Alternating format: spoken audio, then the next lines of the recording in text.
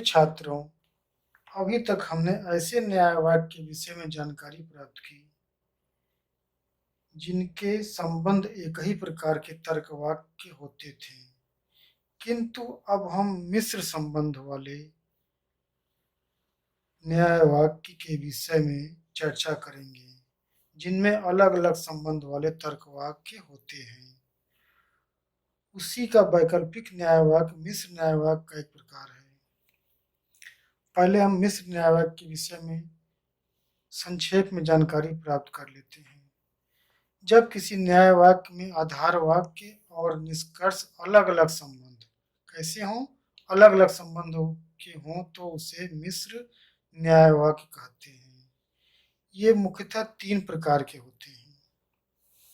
पहला है वैकल्पिक न्याय वाक्य, दूसरा है हेतु फलात्मक न्याय वाक्य, इसको हम हेतु हेतुमत न्याय वाक्य भी बोलते हैं, और तीसरा है उभयता पास डिलीमा। अब हम आज के टॉपिक में वैकल्पिक न्याय वाक्य और उसके पालन न करने से उत्पन्न होने वाले दोष, जिसे हम विकल्प विधान का दोष कहते हैं, उसकी विस्तृत चर्चा करेंगे। पहले वैकल्पिक न्याय वाक्य के विषय में हम समझ लेते हैं। जब किसी न्याय वाक्य का मुख्य आधार वाक्य वैकल्पिक तर्क वाक्य के रूप में हो, अर्थात दो तर्क वाक्य विकल्प हों या तो या से जुड़े हों के रूप में हों, यानी कि मुख्य आधार वाक्य, आप जानते हैं मुख्य आधार वाक्य पहली पंक्ति में होता है, इसको हम मुख्य आधार वाक्य बोलते हैं। यहाँ पर या तो के रूप में दो तर्क वाक्य आपस में जुड़े होते हैं, दो तर्क वाक्य विकल्प या तो या के रूप में हों। अब देखिए अमुख्य आधार वाक्य मुख्य आधार वाक्य के किसी एक विकल्प तर्क वाक्य का निषेध हो, यानी कि निगेशन करता हो। अमुख्य आधार वाक्य कौन सी लाइन में होता है? दूसरी लाइन में होता है अमुख्य आधार वाक्य। न्याय वाक्य की पहली लाइन में मुख्य आधार वाक्य होता है, दूसरी लाइन में मुख्य आधार वाक्य होता है, तीसरी लाइन में निष्कर्ष होता है। तो हम देखते हैं कि मुख्य आधार वाक्य किसी एक विकल्प तर्क वाक्य का निषेध करता हो। इसका मतलब क्या है कि मुख्य आधार वाक्य में दो तर्क वाक्य होंगे। यहाँ पे दो तर्क वाक्य क्या है?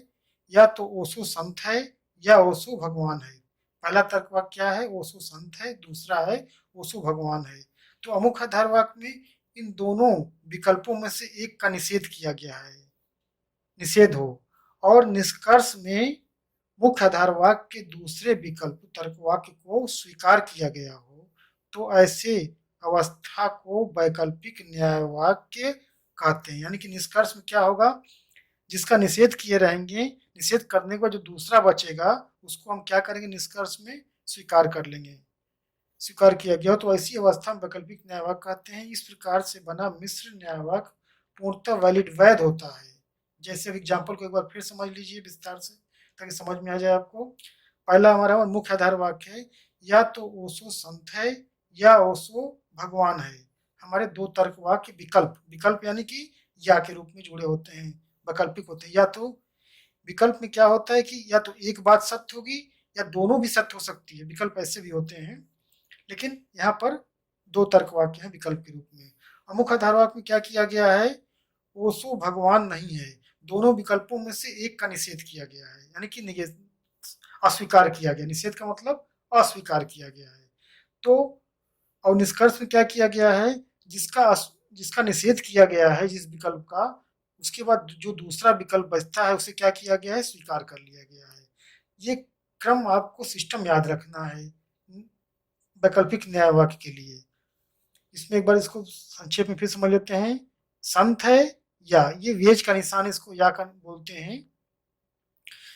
संत है या भगवान है। निगेशन का मतलब निषेध होता है यहाँ पर, इसको हम कर्ल भी बोलते हैं अंग्रेजी में, लेकिन यहाँ पर निगेशन निषेध है। इस तर्क वाक्य क्या किया गया? निषेध किया गया है, तो क्या बचता है? दूसरा जो है वो स्वीकारात्मक के रूप में बचता है। अब हम देख लेते हैं उपयुक्त वैकल्पिक न्याय वाक्य का मुख्य आधार वाक्य विकल्प तर्क वाक्य। मुख्य आधार वाक्य क्या है? विकल्प के रूप में है। अमुख्य आधार वाक्य यानी कि दूसरी लाइन वाला अमुख्य आधार वाक्य हमारा ओशो भगवान नहीं है, मुख्य आधार वाक्य किसी एक विकल्प का निषेध है। आप समझ के बता दिया गया आपको। तथा निष्कर्ष ओशो संत है क्या है? मुख्य आधार वाक्य दूसरे विकल्प को स्वीकार करता है अतः यह वैकल्पिक न्याय वाक्य है। इसे एक अनुदाहरण से भी समझ लेते हैं, फिर समझ में आ जाता है आपको। एक या तो ओशो, हमने एक ही तरह का उदाहरण इसलिए लिया है ताकि आपको समझने में आसानी हो, दूसरे उदाहरण बदलने का प्रयास नहीं किया है। किसी से देखिए, या तो ओशो संत है या ओशो भगवान है। मुख्य आधार वाक्य की लाइन सब जगह सेम नजर आएगी, आपको एक ही नजर आएगी। दूसरी लाइन बदलेगी। ये दूसरी लाइन क्या होती है? मुख्य आधार वाक्य होती है। तो या तो ओशो संत है या ओशो भगवान है। इस बार हमने क्या किया है, पहले तर्क वाक्य का निषेध किया है। मुख्य आधार में क्या किया है? ओशो संत है का निषेध किया, ओशो संत नहीं है। तब यहाँ पर इसका निषेध किया है तो हमारा क्या बचता है निष्कर्ष में? ओशो भगवान है। इसको निष्कर्ष में स्वीकार कर लिया गया है। तो इस प्रकार हम वैकल्पिक न्याय वाक्य के संक्षिप्त रूप से एक बार फिर समझ लेते हैं। क्या है? तीन बातें होती हैं, तीन क्रम का पालन करते हैं। मुख्य आधार वाक्य वैकल्पिक तर्क वाक्य के रूप में हो। मुख्य आधार वाक्य कैसे हो? विकल्प के रूप में हो या के रूप में हो। इसमें दो तर्क वाक्य विकल्प के रूप में होते हैं। दूसरा पॉइंट क्या है? अमुख्य आधार वाक्य मुख्य आधार वाक्य किसी एक विकल्प का निषेध हो। अमुख्य आधार वाक्य मतलब दूसरी लाइन का आधार वाक्य में क्या होता है? दोनों विकल्पों में से किसी एक का निषेध, किसी भी एक का निषेध कर सकते। निषेध का मतलब नहीं, निषेध कर सकते, एक विकल्प का निषेध हो। अब उसके बाद जिसका निषेध किया गया है उसके बाद जो बचता है वो कहा जाता है निष्कर्ष में। निष्कर्ष क्या होता है? मुख्य आधार वाक्य के दूसरे विकल्प, जो बचा हुआ विकल्प होता है उसको क्या करता है? स्वीकार कर लेता है, विधान करता है, स्वीकार करता है, एक्सेप्ट कर लेता है। तो इस प्रकार हम वैकल्पिक न्याय वाक्य क्रम को ध्यान रखिएगा आप।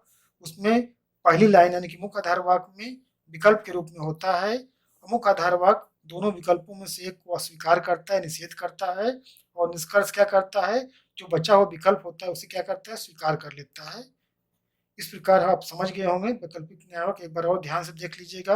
अब क्या होता है? इसके पालन न करने से, इस क्रम का पालन न करने से दोष उत्पन्न होता है, जिसको हम अगले भाग में देखते हैं।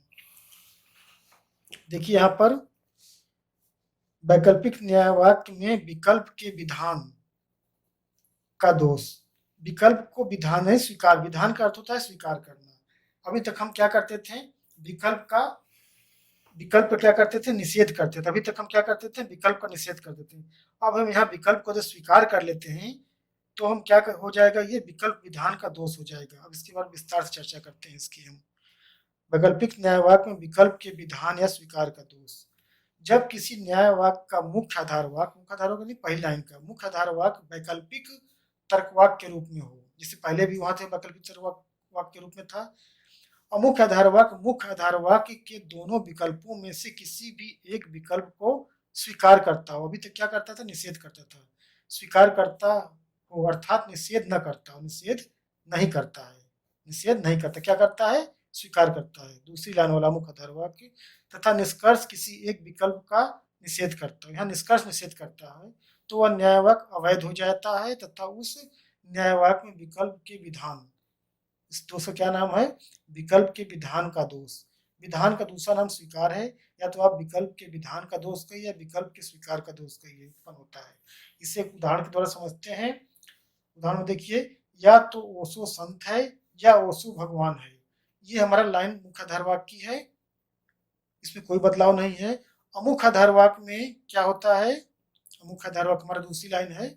अमुख्य आधार वाक्य में हमारा जो वैकल्पिक न्याय वाक्य उसमें क्या करता था? निषेध करता था। लेकिन यहाँ पर क्या किया गया है? विधान किया गया, यानी स्वीकार किया गया। विकल्प में क्या किया गया है? विकल्प को स्वीकार कर लिया गया है। अमुख्य आधार वाक्य में क्या किया गया है? विकल्प को, दो विकल्प है हमारे पास, ओशो संत है या ओशो भगवान है। दोनों विकल्पों में से एक को क्या किया गया है? स्वीकार कर लिया गया है, ओशो संत है। इस विकल्प को क्या किया गया है? स्वीकार कर लिया गया है अमुख्य आधार वाक्य में। अब बचा हुआ जो विकल्प है हमारा दूसरा वाला, उसको क्या किया गया? निष्कर्ष में क्या किया गया? उसे, उसका निषेध कर दिया गया कि ओशो भगवान नहीं है। एक को स्वीकार किया गया, दूसरे को निषेध कर दिया गया है। फिर से आप एक संक्षेप में समझिए, संत या भगवान। संत को स्वीकार किया गया तो किसका निषेध किया गया? भगवान को। इसे संक्षेप में समझिए। ये क्या होता है? इस प्रकार का बना हुआ वैकल्पिक न्याय वाक्य क्या होता है? इनवैलिड होता है, वैध होता है। इसमें कौन सा दोष होता है? विकल्प के विधान का दोष। अब इसको थोड़ा और विस्तार समझते हैं। यह वैकल्पिक न्याय वाक्य अवैध है क्योंकि वैकल्पिक न्याय वाक्य तभी वैध होता है जब अमुख्य आधार वाक्य यानी दूसरी लाइन के आधार वाक्य में किसी एक विकल्प का निषेध किया गया हो। क्या करना चाहिए? निषेध करना चाहिए। यहाँ पर क्या किया गया? विकल्प को स्वीकार कर लिया गया, यानी कि है लिखा हुआ है, पॉजिटिव है। जबकि होना क्या चाहिए? निगेटिव होना चाहिए अमुख्य आधार वाक्य में। एक विकल्प का निषेध किया गया हो, किंतु इस न्याय वाक्य में मुख्य आधार वाक्य ओशो संत है, मुख्य आधार वाक्य एक विकल्प को स्वीकार करता है, अतः इस न्याय वाक्य में विकल्प के विधान का दोष है। आप एक बार फिर समझिएगा इसको, इस उदाहरण को। पहला उदाहरण, मुख्य आधार वाक्य क्या है? वैकल्पिक दो तर्क वाक्य हैं और इनमें से मुख्य आधार वाक्य में एक को स्वीकार किया गया है कि ओशो संत को स्वीकार किया गया, तो दूसरा क्या बचता है? ओशो भगवान नहीं है का निषेध किया गया है। अब हम एक अन्य उदाहरण के द्वारा इसे समझते हैं। या तो ओशो संत है या ओशो भगवान है। तो हमने क्या लिया? इस विकल्प को लिया, ओशो भगवान है, अमुख्य आधार वाक्य में से ले लिया, अमुख्य आधार वाक्य दूसरी लाइन का, ये मुख्य आधार वाक्य है। अब हमारा क्या बचता है? दूसरा जो वैकल्पिक तर्कवाक बचता है, ओशो संत है, उसका क्या किया गया? निषेध कर दिया गया। यहाँ पर ऊपर क्या किया गया था? यहाँ पर देखिए इसमें क्या अंतर है। अमुख्य आधार वाक्य में ओशो संत स्वीकार किया गया था और यहाँ पर अमुख्य आधार वाक्य में ओशो भगवान को स्वीकार किया गया है, और जो दूसरा विकल्प बचता है उसको क्या किया गया है? निषेध किया गया है। इस प्रकार हम देखते हैं कि विकल्प को दो विकल्पों में से यदि स्वीकार किया जाता है, ये गलत हो जाता है। इसमें विकल्प के विधान या स्वीकार का दोष हो जाता है। यहाँ होना क्या चाहिए? मुख्य आधार वाक्य में निषेध होना चाहिए और निष्कर्ष में स्वीकार होना चाहिए, किंतु ये गलत हो जाता है। इसको हम सूत्रात्मक रूप से समझ लेते हैं संक्षेप में एक बार और। इसे देखिए, ए वेज बी, वी को इसको वेज बोलते हैं, ये या का संकेत है, एक तरह समझिएगा, आपको संक्षेप बता दे रहे हैं। और ये निगेशन जो है इसको कर्ल बोलते हैं, इसे निषेध का चिन्ह है। जिसे अंग्रेजी में, जिसे मैथ में आप निगेटिव लगाते हैं, उसी तरह का ये निगेशन का निशान है ये। अब देखिए, ए वेज बी, ए का निषेध किया गया तो दूसरे विकल्प को क्या किया गया? स्वीकार किया गया। वैकल्पिक न्याय वाक्य है ये, इस वैलिड है। इसी प्रकार देखिए, ए वेज बी में ए या बी, इसका मतलब क्या है? ए या बी में से यदि हम बी को निषेध करते हैं, बी को अस्वीकार करते हैं, तो ए को क्या किया गया है? स्वीकार किया गया। ये क्या है? अवस्था वैलिड है। सूत्रात्मक रूप में क्या, एक्चुअल में सूत्रात्मक रूप क्या है? जो उदाहरण दिया गया था उसका संक्षेप रूप है। आप इसको भी दिमाग में याद रखकर या कुछ भी वाक्य रख सकते हैं। यदि कुछ भी मान लीजिए रख सकते हैं, यदि राम ईमानदार है तो वह सफल हो जाएगा, तो राम ईमानदार नहीं है तो वह, मतलब कि आप अपने हिसाब से सेट कर सकते हैं। जैसे कि मान लीजिए कोई भी उदाहरण आप रख सकते हैं अपने हिसाब से इसमें। तो आप इसी प्रकार देखिए, विकल्प के स्वीकार विधान का दोष कैसे होता है इसमें। ए वेज भी तो रहेगा, विकल्प तो रहेंगे मुख्य आधार वाक्य में, और अमुख्य आधार वाक्य में से स्वीकार कर लिया गया है। यहाँ पर क्या किया गया? निषेध किया गया है, और यहाँ पर क्या किया गया है? स्वीकार किया गया है। और निष्कर्ष में क्या किया गया? निषेध किया गया है। तो ये जो वैलिड है, इनवैलिड क्यों होता है? अमुख्य आधार वाक्य में जब स्वीकार कर लिया जाएगा विकल्प को, तो क्या हो जाएगा? ये विकल्प के विधान का दोष हो जाएगा और ये अवैध हो जाएगा। आप इस सूत्रों में कुछ भी, इस सूत्र को याद कर लेंगे अपने दिमाग में, और वैकल्पिक न्याय वाक्य का सूत्र है ये, और ये विकल्प के विधान के दोष का है। जब इसका पालन नहीं करेंगे वैकल्पिक न्याय वाक्य का, यानी कि अमुक आधार वाक्य में स्वीकार कर लेंगे, तो क्या हो जाएगा? ये विकल्प के विधान का दोष हो जाएगा। इस प्रकार हम अगले भाग में मिश्र न्याय वाक्य के दूसरे रूप हेतु हेतुमक न्याय वाक्य या हेतु फलात्मक न्याय वाक्य के विषय में चर्चा करेंगे। धन्यवाद।